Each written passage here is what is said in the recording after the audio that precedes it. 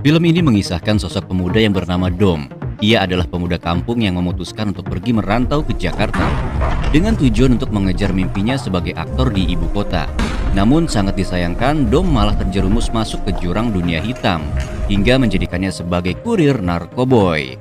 Mungkin karena susahnya ya mencari pekerjaan halal di kota Jakarta ya guys. Dan berikut adalah alur ceritanya.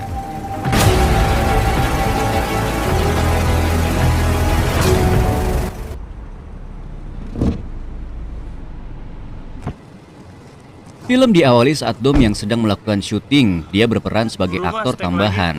Namun saat melakukan adegan syuting, dia dipukul beneran oleh pemain yang lain. Tidak terima dengan hal itu, Dom kemudian ngamuk dan memukul si sutradara. Hal itulah yang membuat Dom dipecat dari pekerjaannya itu.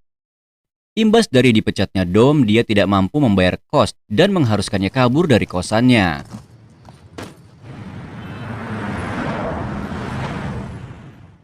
Keesokan harinya, Dom pergi ke suatu tempat. Di tempat itu rencananya Dom akan mengikuti sebuah casting. Sesampainya di tempat casting, Dom disuruh buka baju dan celananya. Dom yang merasa aneh dengan hal itu, kemudian dia memaki-maki fotografer dan cabut dari tempat itu. Singkat cerita, saat Dom sedang berada di minimarket, Dom bertemu dengan sepasang kekasih. Dia adalah Radit dan Pinkan. Saat keluar dari minimarket itu, Dom melihat mobil milik sepasang kekasih itu sedang mogok. Kemudian dia menawarkan bantuannya untuk mendorong mobil mereka. Tentunya dengan meminta imbalan ya lur, mengingat keuangan Dom yang semakin menipis. Tak disangka ternyata Dom cuma dibayar 5.000 perak lur. Ya dia pun tidak mau menerimanya. Namun sebagai gantinya Dom minta dicarikan kontrakan, kemudian Radit menyuruhnya masuk ke dalam mobil. Saat dalam perjalanan, Dom bercerita kalau dirinya adalah aktor yang sedang merantau di Jakarta. Sesampainya di kontrakan, Pinkan mengajak Dom untuk menemui pemilik kontrakannya. Kemudian Dom dimintai KTP dan ditanya tentang pekerjaannya. Hal itu dilakukan pemilik kontrakan untuk memastikan Dom bisa membayar kontrakan dengan tepat waktu lur. Akhirnya Dom diizinkan tinggal di tempat itu. Setibanya di kamar, tidak sengaja Dom mendengar percakapan Radit dengan anak buahnya. Ternyata Radit adalah salah satu gembong narkoboy yang lumayan besar. Dalam percakapannya ada salah satu anak buah Radit yang tertangkap polisi. Mendengarkan hal itu, Dom tampak cuek dan tidak peduli.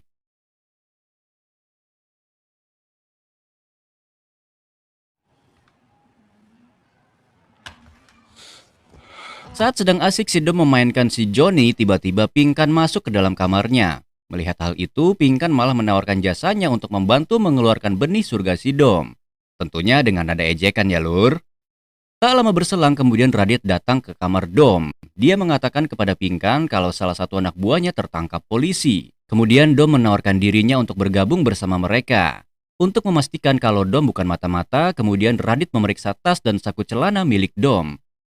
Saat dirasa semuanya aman, Radit dan Pinkan mengajak Dom ke kamar mereka. Di sana Dom diajari cara menimbang dan memasukkan narkoboy ke bungkus permen. Kemudian Pinkan memberikannya sebuah ponsel. Pinkan menyuruhnya untuk selalu mengganti kartu setelah selesai bertransaksi. Disinilah awal mula Dom masuk ke dunia hitam di kota Jakarta. Singkat cerita, terlihat Dom sedang bersama Radit dan Pinkan serta salah satu anak buah Radit yang sedang berada di dalam mobil.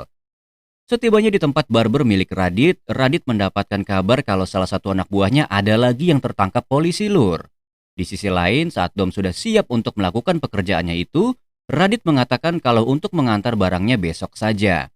Karena dia baru mendapat kabar kalau anak buahnya tertangkap.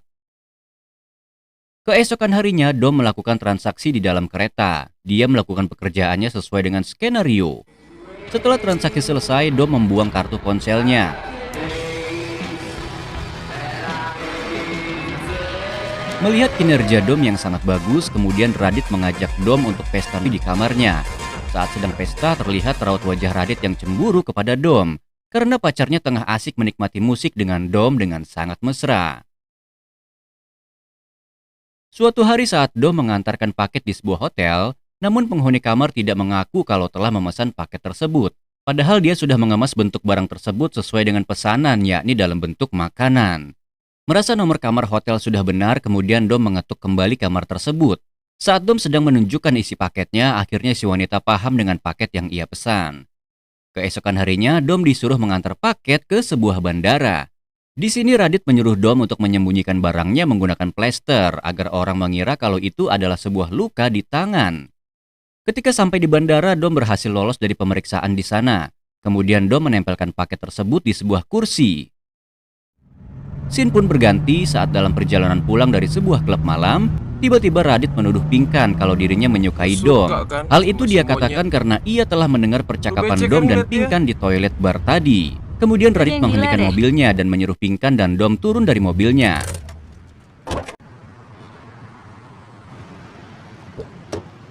Turun lu.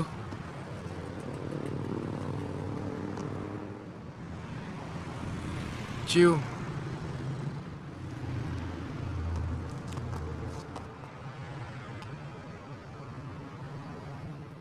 Keesokan harinya, Dom kembali mengantar paket dengan menyamar sebagai pekerja pabrik. Namun si pemesan tidak kunjung datang juga, Lur. Kemudian Dom menelpon Radit dan menyuruhnya untuk pergi dari tempat itu. Saat akan pergi dari tempat itu, tiba-tiba pintu box truk ditutup dari luar. Ternyata dia telah dijebak dan akhirnya Dom ditangkap oleh polisi. Singkat cerita, Radit berhasil mengeluarkan Dom dari kantor polisi. Terlihat saat di dalam kamar, Dom menuliskan beberapa impiannya di tembok kamarnya. Mimpi itulah yang sebenarnya Dom inginkan, namun dengan paksaan keadaan dia harus bekerja di dunia hitam. Adegan berganti ketika Dom melakukan transaksi di dalam kereta, tetap dengan pelanggan yang sama, Lur. Kemudian Dom memberanikan diri mengajak kenalan dengan pelanggannya itu. Wanita itu bernama Kansa. Sebenarnya Kansa adalah seorang perias mayat di salah satu rumah sakit. Waktu demi waktu pun berlalu, Dom dan Kansa terlihat semakin dekat. Sepulang dari rumah sakit, Kansa mengajak Dom mampir ke kosannya. Di sana Dom berkata kepada Kansa agar jangan terlalu banyak menggunakan narkoboy, karena saat ini sedang rawan. Kemudian mereka berdua pun saling curhat satu sama lain tentang kehidupan yang mereka alami, Lur. Di tempat lain terlihat Radit sedang marah kepada Pinkan, karena Radit merasa sudah tak dihargai lagi oleh Pinkan. Bahkan Radit sampai mencekik leher Pinkan. Namun setelah selesai mencekik Pinkan, Radit merasa menyesal dan langsung memeluk Pinkan sambil menangis. Karena Radit merasa kalau Pinkan telah banyak berjasa pada hidupnya. Keesokan harinya, Dom melakukan transaksi lagi, yang kebetulan tempat transaksinya saat ini menjadi lokasi syuting film yang diperankan oleh Chico Jericho, di mana Dom sangat ngefans dengannya, Lur.